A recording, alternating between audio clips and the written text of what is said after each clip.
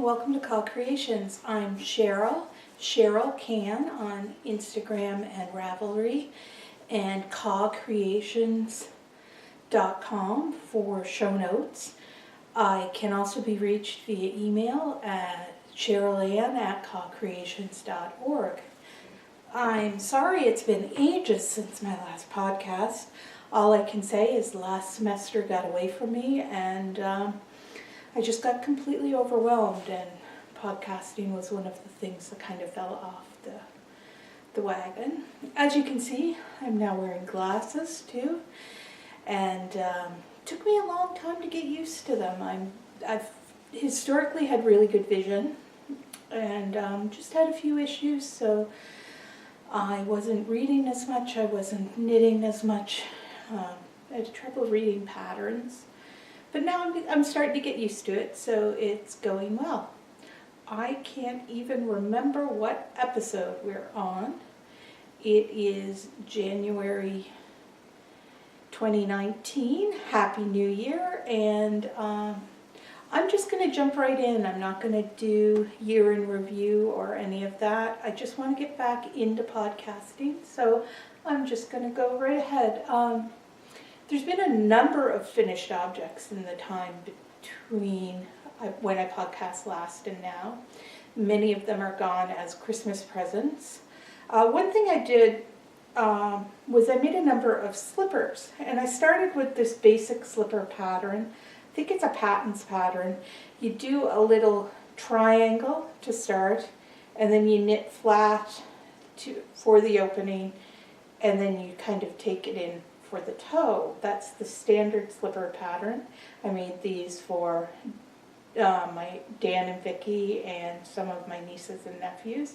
And as I got making them, of course, you guys all know me, I modified the pattern. So what I did was I did the same pattern up to when you get to where you put the foot in. And then I joined it in the round and just did knit one, purl one for the toe, and then took it in at the end. And I found these went a lot faster. I was also playing, I got this yarn from my aunt. She gave it to me. Somebody's mom had died and left stash behind.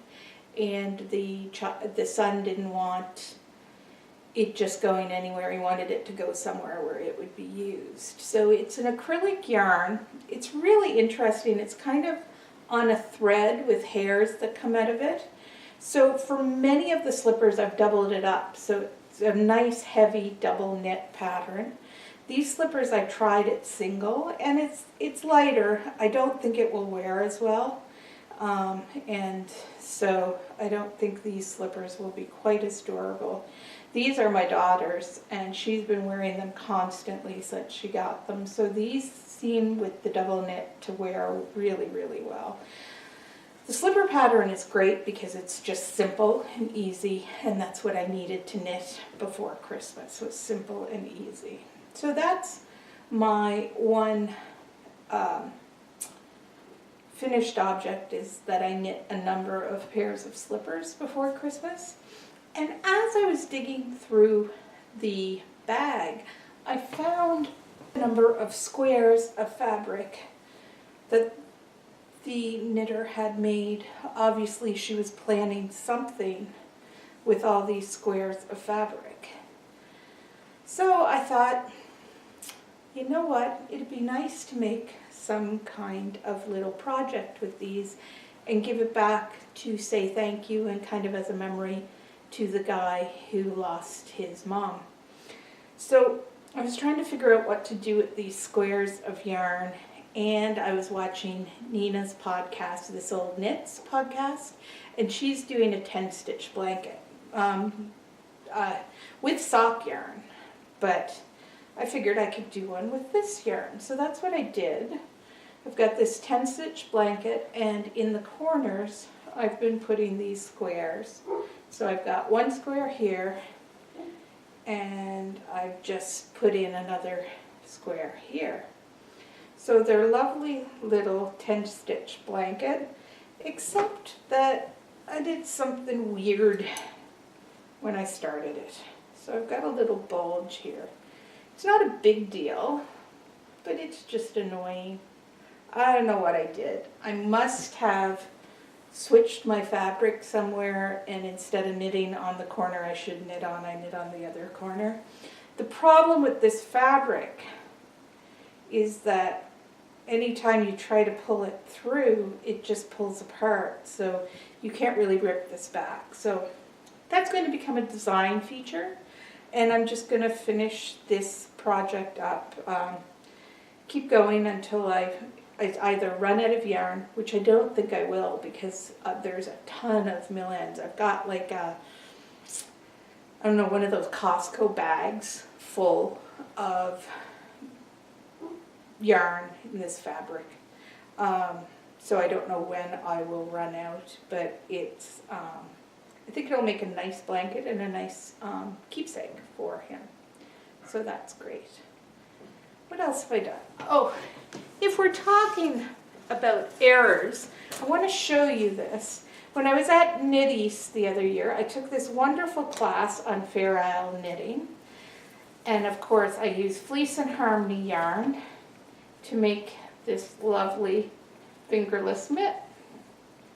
The problem is, I knit way too friggin' loose. It's massive. So I got some, I went to Fleece and Harmony, and it's lovely when you know the dyers, and I said, I love these colors together, and I want to make colourwork mitts with these, but the Aran weight yarn was just too thick. It just made it too big for me. So they dyed the colors in their fingering weight yarn. So I'm going to re-knit. I might not knit this pattern again. I love this pattern. I got it. Who did we take the class from? Mitts with Julia Farewell Clay in the Knit East class. I took this class with my mom. I loved the techniques Julia taught us for knitting, and you can see that my floats are really nice and flat using her technique. It just took my color work to a whole different level, and I'm really pleased with it, but this is going to be frogged because it's just way too big. Anyway, it's freezing cold here, and my dog wants in, so I better let her in. I will do. This is a new pattern. I have a Covered in Kisses blanket that I've made. What did I call it? The Baby Boo Blankie. The pattern is available through Fleece and Harmony. So I'm making a little sweater that has a similar pattern for it will go, it'd be probably kind of like a tin can knits pattern, where you can take the pattern from toddlers all the way up through adult, double extra large. So I'm just working on that. And I continue to work on the afghan for my friend Kathy. So this is where I was last time, and here's where I was again. I've told you about this a million times. It's the Gavin's full-size afghan. It came out in the 2018 calendar of knitting patterns that I did for last year.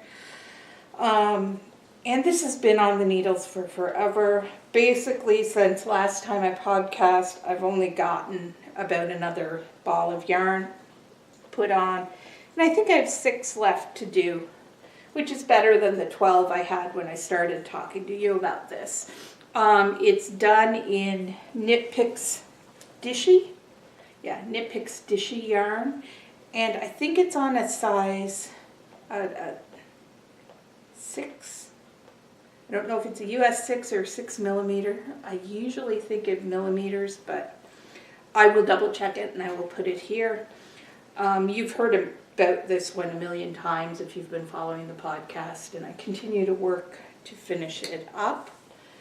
And the one other thing I'm doing, I do a lot of, I call them healing shawls, or strength shawls.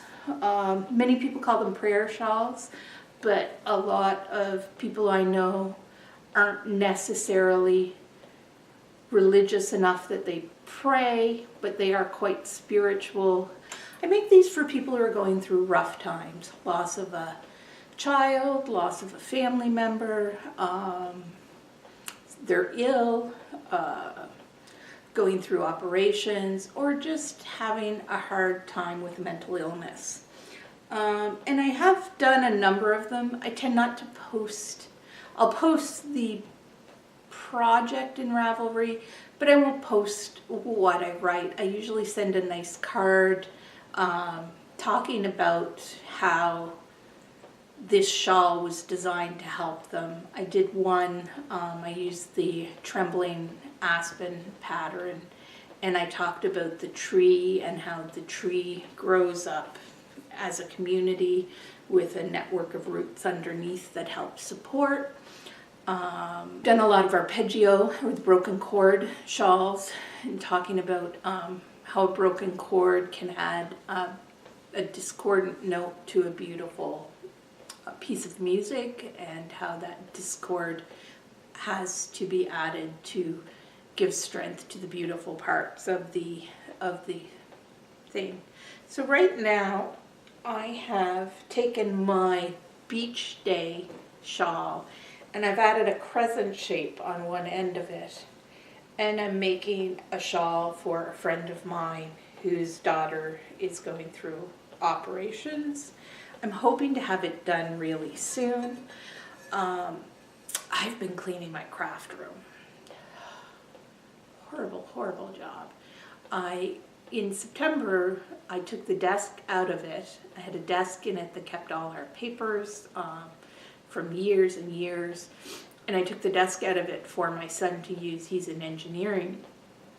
And so the papers just got left on the floor. So I have in the craft room, I have papers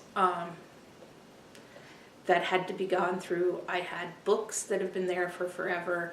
I have fabric and I have yarn, and then I have miscellaneous other crafts that I've picked up and started. So I've been working through cleaning out that craft room, and it's been absolutely crazy. So I found this skein of just glitter, a sparkly yarn that I thought was just beautiful for someone who needs a pick-me-up.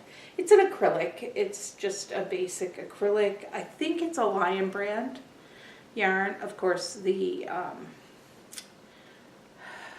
tag is gone, long since gone, but anyway, so I've been knitting that, and I'm using these new needles I got. They're 4mm needles, and I got them at Rhinebeck this year, and they're from Indian Lake Artisans, and they're really cool. They're made in the US, and the shape of them is like the shape of a pencil. So they're really easy to hold, and I just love knitting with them. They're a nice sharp, for a wooden needle, they're quite sharp, and I love them. I've used them on a lot of projects, and I just got, they had a set of all their different sizes, but I was restrained. It was also at the end of Rhinebeck when I'd already pretty much spent my budget, so I got them. The sales lady was wonderful. We had a great chat about knitting. They had the needles there so you could try them before you bought them. So then they had little projects on them. So I tried them, and of course I had to have them. Paid a ridiculous amount for one set of knitting needles. But you know what? Since I've used them, they're really worth it. They really feel nice. I like that they're not interchangeable, that you don't have to worry about the joins, and they've worked really well. I've used them on this and a couple of projects I was knitting for Christmas. So, yeah. So that's really all I've been, oh no, I have one more project I wanted to talk about. I've been knitting the incantation socks by Kay Jones. There they are, the incantation socks. And I love the pattern.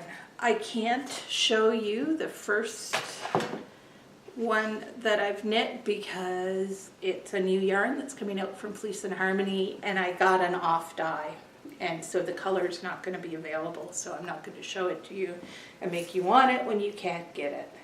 The start of a sock started, and I'm using my little US ones. I love these little needles and like them better than doing 2 at a time socks. And I'm using, again, stash yarn that I found when I was cleaning out. And this is Lana Grassa? Anyway, it's a dyed sock yarn. And of course, with me, it's got purples in it. So I love it. So, yeah, that's basically all I've been doing knitting-wise. I got a ton of stuff at Rhinebeck. But my key purchases, the ones I was really excited about, the first place I went to was Bijou Basin, and I got a, oh shoot, where's the other one? Nope, oh there it is. I got 2 things of yarn. They are yak and merino, and I'm going to use these to do some double knitting. I took a class from the Sockmatician on double knitting, basically shaping the future of double knitting. So it teaches you how to shape things in double knitting and how to do lace work in double knitting. It was such a fun class. He's so fun to listen to. Nathan is just, oh, he's got so much energy. I wish I had part of his energy. So anyway, after his class, of course, I picked something that would be reversible.